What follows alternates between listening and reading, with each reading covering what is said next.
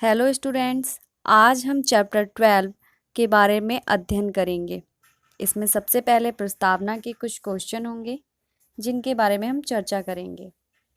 सबसे पहला क्वेश्चन है, हवा चलने पर पेड़ों की टहनियों पर क्या प्रभाव पड़ता है? तो हवा की चलने से पेड़ों की टहनियाँ क्या होती हैं? हिलने लगती हैं। नंबर सेकंड है, घड़ी की सुइयाँ क्या करती हैं? तो घड़ी की सुइयाँ चक्कर लगाती हैं अर्थात घूमती हैं। नंबर थर्ड क्वेश्चन है, सितार के तार को खींचकर छोड़ा जाता है तो क्या होता है? तो सितार के तार को हम छोड़ते हैं खींचकर तो वह कंपन करने लगता है। नंबर फोर्थ क्वेश्चन है, हिलना, घूमना, कंपन करना आदि को किस नाम से जाना जाता है? तो हिलना, घूमना, कंपन करने को हम गति कहते हैं। इसमें सबसे पहले हम विराम तथा गति की अवस्था को जानेंगे। जैसा कि आप सबने देखा है, बाग में तितली एक फूल से दूसरे फूल पर जाती है। इस प्रकार तितली का स्थान बदलता रहता है, किंतु फूल अपने ही स्थान पर रहता है। इस आधार पर हम कह सकते हैं कि फूल स्थिर है और तितली गतिशील है। इसी प्रकार यदि समय के साथ वस्तु की स्थिति में परिवर्तन ना हो तो वह वस्तु विराम अवस्था में होती है। यदि समय बदलते रहने पर वस्तु उसी स्थिति में है जिस स्थिति में वो पहले थी, इसका मतलब ये है कि वो वस्तु विराम अवस्था में है। और यदि समय के साथ वस्तु की स्थिति में परिवर्तन हो तो वस्तु गतिशील मानी जाती है, जैसे कि तितली।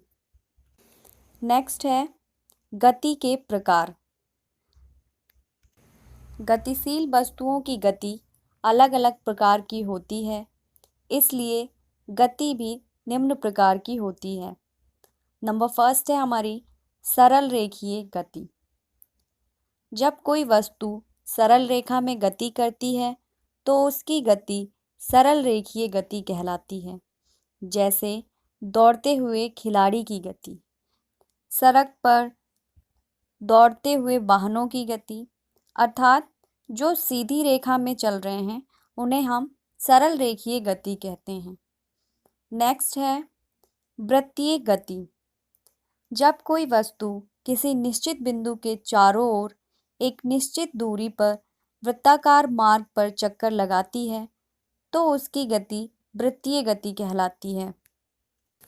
जैसे सूर्य के चारों ओर पृथ्वी की गति, अर्थात इसमें सूर्य एक निश्चित बिंदु है और इसके चारों तरफ पृथ्वी एक निश्चित दूरी पर वृत्ताकार मार्ग में चक्कर लगा रही है तो उसकी गति वृत्तीय गति कहलाती है।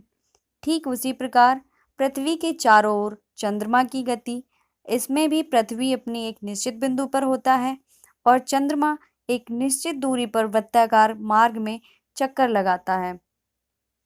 नेक्स्ट है घूर्णन गति।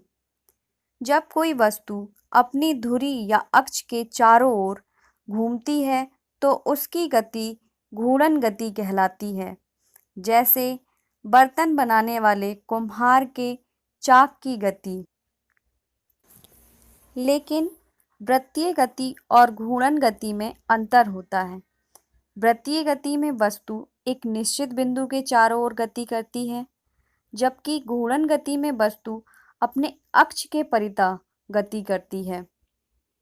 नेक्स्ट है आवर्ती गति। जब कोई गति करती हुई वस्तु एक निश्चित समय के बाद अपनी गति को दोहराती है तो उसकी गति आवर्ती गति कहलाती है। जैसे सूर्य के चारों ओर पृथ्वी की गति। घड़ी की सुइयों की गति आवर्ती गति कहलाती है, अर्थात यह एक निश्चित समय बाद अपने गति को पुनः दोहराते हैं। जो अपनी गति को पुनः दोहरा रहे हैं, यह गति ही आवर्ती गति कहलाती है।